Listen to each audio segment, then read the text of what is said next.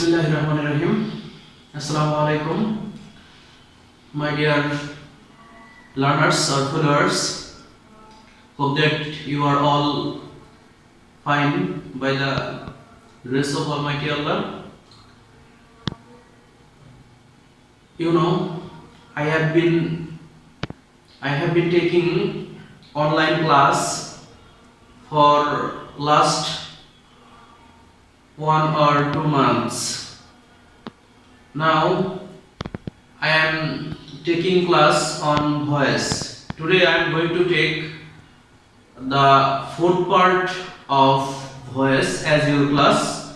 Hope that you will enjoy my class. Now I am going to begin my class. Stay connected with me. I hope that you will see the full video. Okay, let's begin.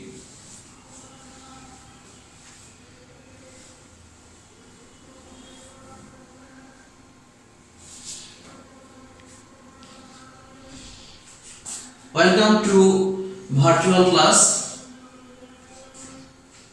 presented by Hasanuddin. Subject English second paper, you already know. Topic has part 4.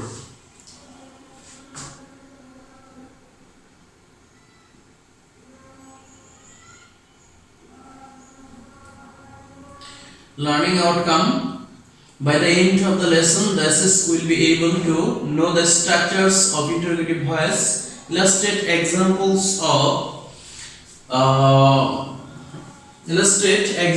interrogative voice, practice voice of interrogative voice. অর্থাৎ আজকের আমার ক্লাসে যে পরিকল্পনাগুলো আছে তা হলো এই পাঠ শেষে শিক্ষার্থীরা ইন্টারোগেটিভ ভয়েসের গঠনগুলো জানতে পারবে, ইন্টারোগেটিভ ভয়েসের উদাহরণ ব্যাখ্যা করতে পারবে এবং ইন্টারোগেটিভ ভয়েসের অনুশীলন করতে পারবে। প্রিয় শিক্ষার্থীরা, চলো তাহলে ক্লাসটি উপভোগ করা যাক।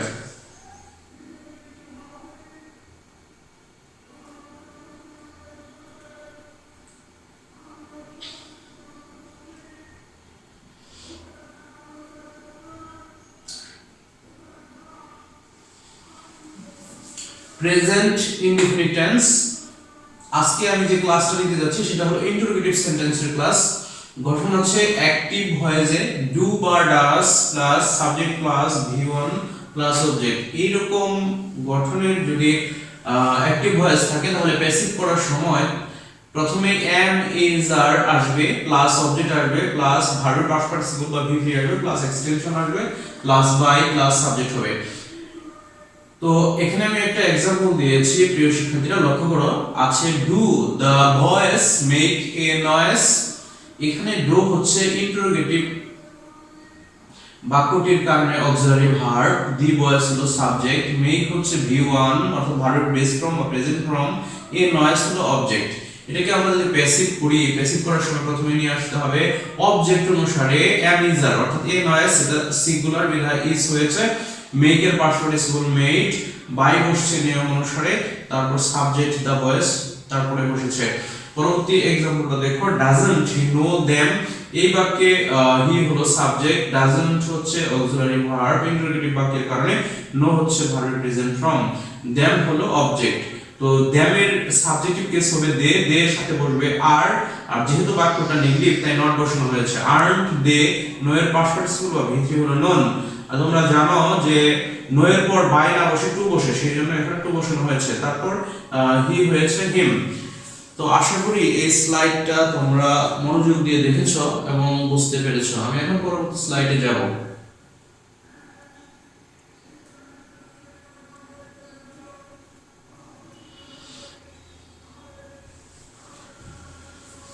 প্রেজেন্ট কন্টিনিউয়াস টেন্স এর গঠন তোমরা ইন্টারোগেটিভ এর ক্ষেত্রে নিশ্চয়ই জানো যে ইন্টারোগেটিভ এর ক্ষেত্রে সাবজেক্টের পূর্বে টেন্স অনুসারে সাহায্যকারী ক্রিয়া বা অক্সিলারি ভার্ব বসে, am is are subject plus verb 1 plus ing plus object. এটা হচ্ছে অ্যাক্টিভ ভয়েসের গঠন এবং প্যাসিভ ভয়েসের গঠন হচ্ছে am is are plus object plus being plus মূল ভার্বের পাস্ট পার্টিসিপল অতিরিক্ত অংশ থাকলে বসাতে হবে বাই প্লাস সাবজেক্ট।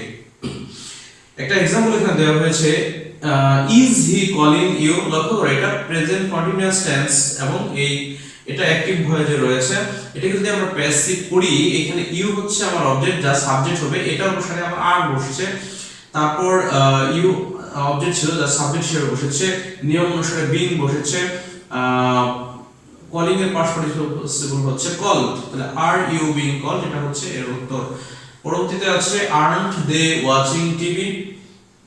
এই বাক্যটিকে যদি আমরা প্যাসিভ করি, তাহলে আমাদেরকে লক্ষ্য রাখতে হবে এই বাক্যের সাবজেক্ট হচ্ছে দে, টিভি হচ্ছে অবজেক্ট, তাই অবজেক্ট টিভিটা হচ্ছে সিঙ্গুলার, বিধায় আমি এখানে লিখেছি isn't.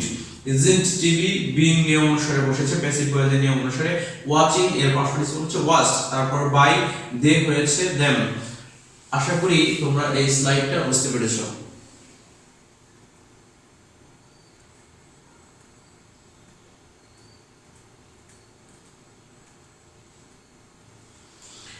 Present perfect tense. Present perfect টেন্সের ইন্টারোগেটিভ গঠন তোমরা নিশ্চয়ই জানো। অ্যাক্টিভ ভয়েসে হবে হ্যাভ বা হ্যাজ প্লাস সাবজেক্ট প্লাস মূল ভার্বের past participle plus object. Passive ভয়েসে যার গঠন হবে হ্যাভ বা has plus object plus been, মূল ভার্বের past participle plus extension by plus subject. তো এই গঠন অনুসারে আমরা এখানে एग्जांपल দেখব। অ্যাক্টিভ ভয়েসে আছে have you done the work, এটা প্রেজেন্ট পারফেক্ট টেন্সের অ্যাক্টিভ ভয়েস। যদি প্যাসিভ করি, তাহলে এই বাক্যে আমাদের অবজেক্ট হলো দ্য ওয়ার্ক। দ্য ওয়ার্ক হচ্ছে সিঙ্গুলার, যার ফলে হবে has. Subject third person singular হলে তোমরা জানো হ্যাজ বসে, তাই আমরা হ্যাজ বসালাম। তারপর নিয়ম অনুসারে অবজেক্ট হয়েছে সাবজেক্ট দ্য ওয়ার্ক। ইয়ার প্রেজেন্ট পারফেক্ট টেন্সের প্যাসিভ ভয়েসে বিন আসে, তাই আমরা বিন বসিয়েছি, বিন বসানো হয়েছে। Done past participle. Present perfect tense গুলোতে ভার্বের পাস্ট পার্টিসিপল দেওয়াই থাকে, তাই ডান যা ছিল তাই হয়েছে। বাই প্যাসিভ ভয়েসের নিয়ম অনুসারে প্রিপজিশন বসেছে। ইউ ছিল সাবজেক্ট, যা বাই এর পরে বসেছে। পরবর্তী एग्जांपलটা দেখো, hasn't Rana seen this. Rana কি এটা দেখেনি। এই বাক্যের দিস হলো অবজেক্ট, দিস হলো থার্ড পারসন সিঙ্গুলার, বিধায় আমি হ্যাজ বসেছি। বাক্যটা নেগেটিভ ছিল, হ্যাজন্ট হয়েছে, তাই দিস বসেছে নিয়ম অনুসারে। বি ইন প্রেজেন্ট পারফেক্ট টেন্সের অক্সিলারি ভার্ব, আর মূল ভার্বের পাস্ট পার্টিসিপল আছে সিন, তারপর হচ্ছে প্রিপজিশন বাই এবং সাবজেক্ট বাই এর পরে চলে গেছে রানা। যেহেতু নাউন, তাই এর কোনো পরিবর্তন হবে না। আশা করি এই স্লাইডটিও তোমরা বুঝতে পেরেছো।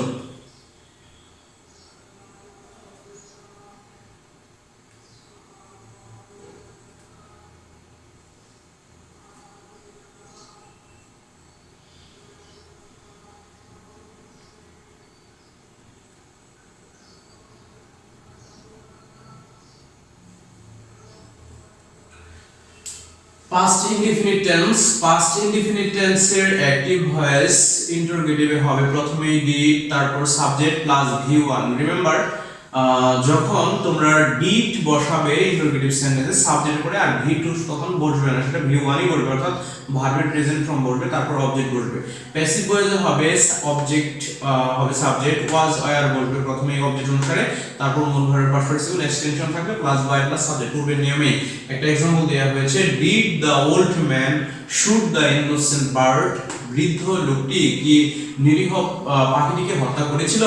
এই বাক্যে আমরা দেখতে পাচ্ছি অবজেক্ট হচ্ছে the innocent bird. The innocent bird নিরীহ পাখিটি হলো সিঙ্গুলার, তাই এখানে ওয়াজ বসানো হয়েছে, ওয়াজ।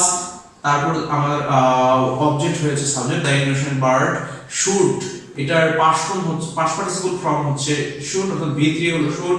তারপর নিয়ম অনুসারে বাই বসছে।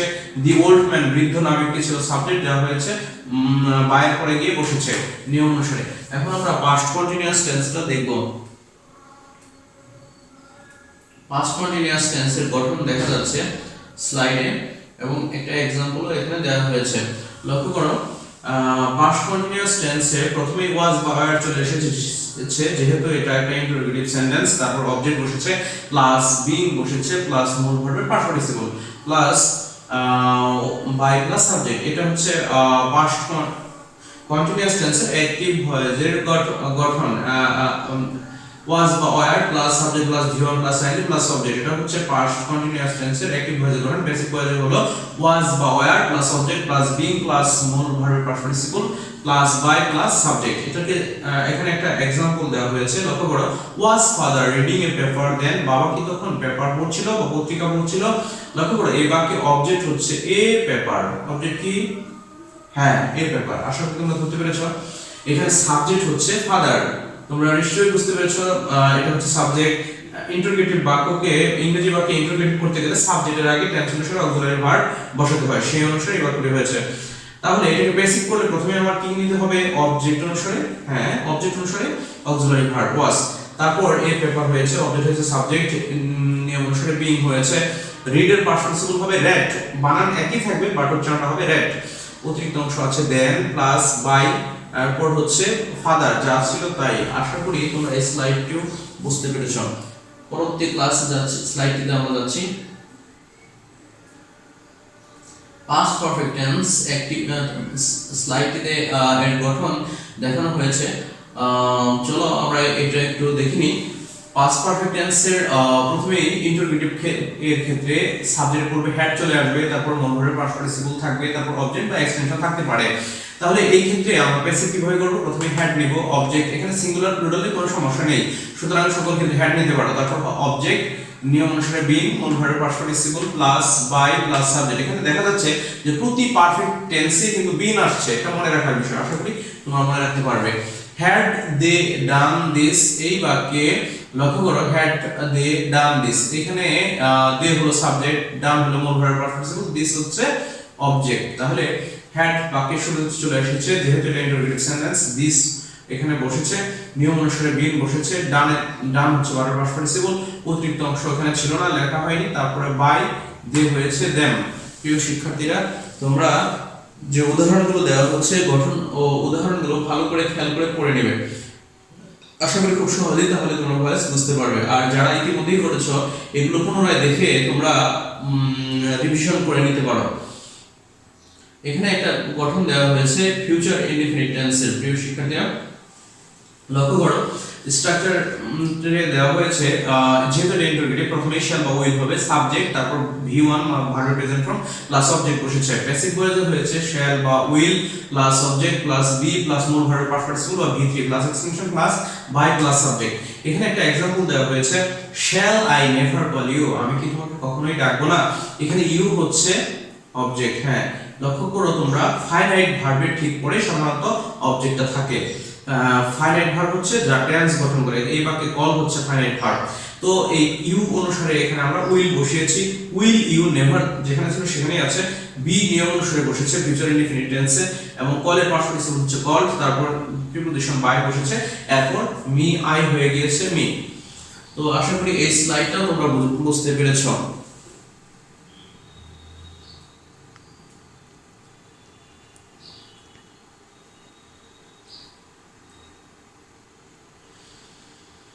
Future continuous tense, future continuous টেন্সের গঠন তোমরা এখানে অ্যাকটিভ ভয়েসের গঠন দেখবে, শ্যাল বা will plus subject plus be plus V one plus ING plus object. সকল কন্টিনিউয়াস টেন্সে ভার্ব1 প্লাস আইএনজি এটা থাকবে। তো প্যাসিভ ভয়েসের গঠন শ্যাল বা উইল প্লাস অবজেক্ট। লক্ষ্য করো বিটা কিন্তু অবজেক্টের পরে বসবে, তারপর বি এর ঠিক পরে বিন বসবে, তারপর মূল ভার্বের পাস্ট পার্টিসিপল বসবে, তারপর অতিরিক্ত অংশ থাকলে তা বসবে, প্লাস বাই প্লাস সাবজেক্ট বসবে। তো আমি এখানে একটা एग्जांपल দিয়েছি, তোমরা লক্ষ্য করো, share we be watching TV, আমরা কি টিভি দেখতে থাকবো। এটা হচ্ছে ইন্টারোগেটিভ সেন্টেন্সের একটি ভয়েস। এর প্যাসিভ কিভাবে করব, প্রথমে যেহেতু অবজেক্ট টিভি সেই অনুসারে আমরা উইল এনেছি। উইল তোমরা চাইলে সকল ক্ষেত্রে ব্যবহার করতে পারো শ্যাল এর স্থলে, আর যদি শ্যাল উইল দুইটাই ব্যবহার করতে চাও সেই ক্ষেত্রে মনে রাখতে হবে ফার্স্ট পারসনের শ্যাল অর্থাৎ আই এবং উই, সেই ক্ষেত্রে শ্যাল, বাকি সকল ক্ষেত্রে উইল ব্যবহৃত হয়। টিভি অনুসারে উইল বসেছে, নিয়ম অনুসারে বি, এবং যেহেতু এটা প্রেজেন্ট ফিউচার কন্টিনিউয়াস টেন্সের প্যাসিভ ভয়েস তাই বিং বসেছে, ওয়াচিং এর পাস্ট পার্টিসিপল ওয়াচ, তারপরে বাই বসেছে, এরপর হয়েছে উই হয়েছে আস। তো আশা করি এটা তোমরা বুঝতে পেরেছো। যদি না বুঝে থাকো তোমরা অবশ্যই মনোযোগ দিয়ে গঠনগুলো খেয়াল করবে এবং উদাহরণগুলো দেখবে। এরপরও না বুঝলে যেভাবে তোমার সহায়তা নিলে ভালো হয় সেভাবে সহায়তা নিবে আমাদের কাছ থেকে। আশা করি তোমরা অ্যাক্টিভ হবে। ফিউচার পারফেক্ট টেন্স লক্ষ্য করো, ইন্টারোগেটিভ ফিউচার পারফেক্ট টেন্সের বাক্যগুলোর প্যাটার্ন কি রকম থাকবে। প্রথমে শ্যাল বা উইল থাকবে, তারপর সাবজেক্ট প্লাস হ্যাভ প্লাস মূল ভার্ব পার্টিসিপল প্লাস অবজেক্ট। এই ক্ষেত্রে প্যাসিভ যদি করো তাহলে শ্যাল বা উইল বাক্যের শুরুতেই থাকবে। এখানে একবচন বহুবচন অর্থাৎ সিঙ্গুলার প্লুরালের কোনো ঝামেলা নেই। অবজেক্ট প্লাস হ্যাভ বসবে, বিন বসবে নিয়ম অনুসারে, মূল ভার্বের past participle extension plus by plus subject বসবে। উইল ফাদার একটা एग्जांपल লক্ষ্য করো, will father have signed a deed, বাবা কি দলিলটিতে স্বাক্ষর করে থাকবে। এইটাকে যদি তোমরা ই করো প্যাসিভ করো তাহলে কি হবে, প্রথমেই চলে আসছে উইল, অবজেক্ট হচ্ছে এ ডিড, আমরা এ ডিড নিয়েছি, তারপর হ্যাভ বসানো হয়েছে, যেহেতু পারফেক্ট টেন্সে বিন আসে তাই বিন বসানো হয়েছে, সাইনের পার্সিপল সাইন্ড, তারপর নিয়ম অনুসারে বাই বসেছে, তারপর ফাদার বসেছে। আশা করি এই স্লাইডটি তোমরা অনুধাবন করেছো বা বুঝতে পেরেছো। পরবর্তী স্লাইডে যাই, next go to the next slide. Modals এর ব্যবহার লক্ষ্য করো, তোমরা ইতিমধ্যে অ্যাসার্টিভ ভয়েস মডেলস এর ব্যবহার দেখেছো। আমি এখানে কিছু মডেলস এর ব্যবহার লিখেছি। এছাড়াও এখানে যে মডেলস গুলো আছে এগুলো ছাড়া আরো কিছু মডেলস আছে, যেমন অট টু, ইউজ টু, এগুলো একই নিয়মে প্যাসিভ হয়। লক্ষ্য করো আমি গঠন এম তে মডেলস বুঝিয়েছি, ভি তে ভার্ব বুঝিয়েছি, plus subject plus V one plus object, অর্থাৎ ইন্টারোগেটিভ হলেই বাক্যটির পূর্বে অক্সিলারি ভার্ব বসবে। তো প্যাসিভ ভয়েসে কি হবে, মডালস ভার্ব যা আছে তাই এখানে সিঙ্গুলার প্লুরালের কোনো ঝামেলা নেই। অবজেক্ট যা আছে মানে অর্থাৎ অবজেক্ট হবে সাবজেক্টের স্থলে, প্লাস বি বসবে, প্লাস মূল verb participle plus extension plus by plus subject বসবে। একটা एग्जांपल দেওয়া হয়েছে, can't you say anything in this matter, তুমি কি এই ব্যাপারে কিছু বলতে পারবে না।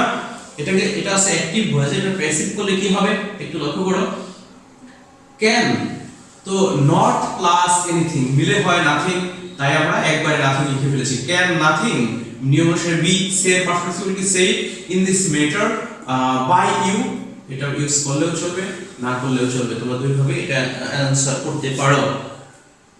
পরে আরেকটা एग्जांपल দেওয়া হয়েছে, লক্ষ্য করো, is he going to open a bank, সে কি একটা ব্যাংক খুলতে যাচ্ছে, এটা একটা মডেলস ভার্বের एग्जांपल। তো এখানে এ ব্যাংক হচ্ছে অবজেক্ট, তাই ইজ সিঙ্গুলার এর কারণে ইজ বসানো হয়েছে, এ ব্যাংক সিঙ্গুলার তাই ইজ বসানো হয়েছে। Is a bank going to be opened by him নিয়ম অনুসারে বসানো হয়েছে। আজকের ভয়েসগুলো যারা অ্যাসার্টিভ ভয়েস ভালো করে করেছো, এই ইন্টারোগেটিভ ভয়েসগুলো খুব সহজেই তোমরা করতে সক্ষম হবে। তো আমি আমার ক্লাসের শেষের দিকে চলে এসেছি।